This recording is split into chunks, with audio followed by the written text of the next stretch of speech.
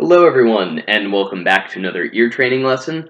We're going to finish our lesson involving ear training on rhythm with progressive steps to syncopation for the modern drummer. Now, if you'll turn to page 38, I'll stop talking like this. Now, just to kind of quickly go over what it was, is you take one line, make up a phrase for every note head that's there, and you basically just kind of go through it until you memorize it. The exercise to do that is just tapping out straight eighth notes with one hand, and with the other hand tapping wherever there's a note head, along with your phrase, whether it's nonsense or not, doesn't matter, and eventually you get it like this. So you're not looking at it, and you can just go, I like to eat beets, they are my favorite food, I rub them all on my face. And that's it. But what you want to do later, and when you get good at this, you don't even do that first part, you just go right into this part, which is filling in. And so we're going to do the same thing, but rather than keep a constant pulse going, we're just going to have one hand, in my case the right hand, hit whenever the left hand isn't going. And so what that is I like to eat beets, they are my favorite food, I rub them all on my face. That's it.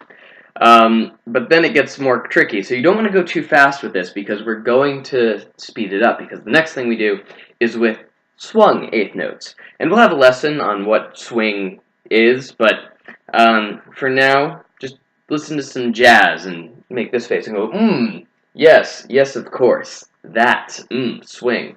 But no, there'll be a lesson here. It'll probably be the next philosophy lesson. What is swing? But anyway, swung eighth notes, doing it that way, it will sound like this. I like to eat beets, they are my favorite food, I rub them all on my face. And that's it.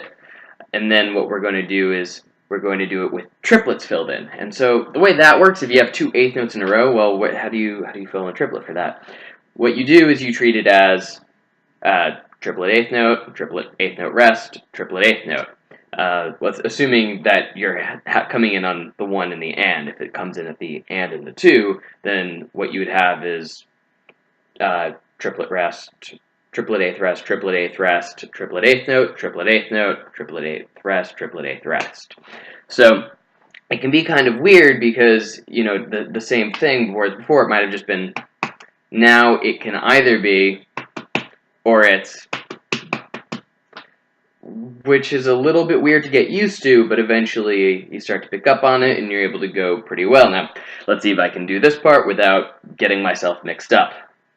I like to eat beets, they are my favorite food, I rub them all on my face.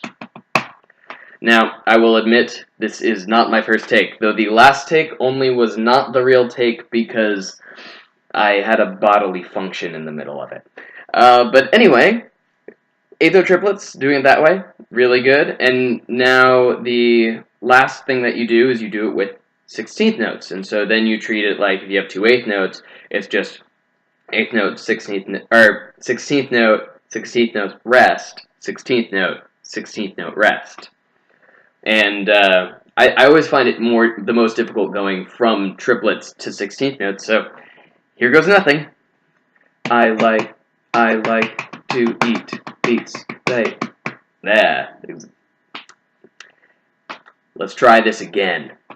I like to eat beets, they are my favorite food, I rub them all on my face.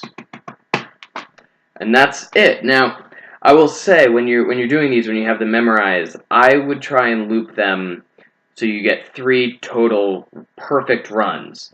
Because to me, that's when you know something, is when you can loop it perfectly 3 times, you know it. Even if you make a mistake, mistakes do happen, but you get that, you're like, cool, I have consistency, I'm accurate. And what I actually used to do was I would go from eighth notes to swung to triplets to 16th notes and then back down without stopping, and I would just do it. I think I did one in each way going up and down. Occasionally I did 3 loops of each, but that was more just to feel the adjustment between the different feels. And that's another really cool exercise you can do for this. You can also break this up further and go into quintuplets or sextuplets, whatever you want to do. You have some options. It's a pretty flexible exercise, but it's, like I said, it's really, really good at getting you to be able to look at a phrase and memorize it really fast, which is a fantastic and very important thing to be able to do. At first, it might take you a while.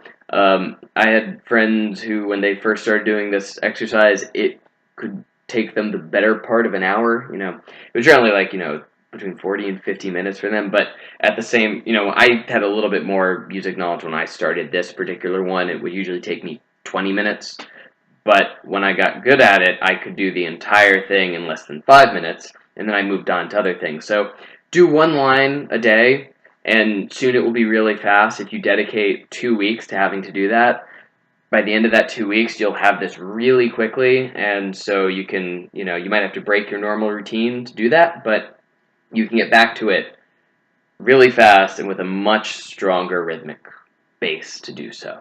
Anyway, hope this was useful to you. Hope you're having a great week and that you come back soon. All right, bye-bye.